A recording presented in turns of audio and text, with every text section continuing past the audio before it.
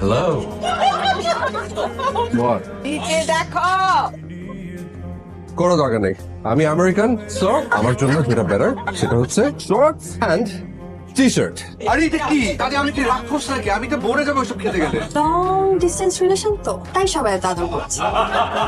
সব কিছু থেকে কিন্তু একটু একটু করে টেস্ট করতে হবে। ইম্পসিবল।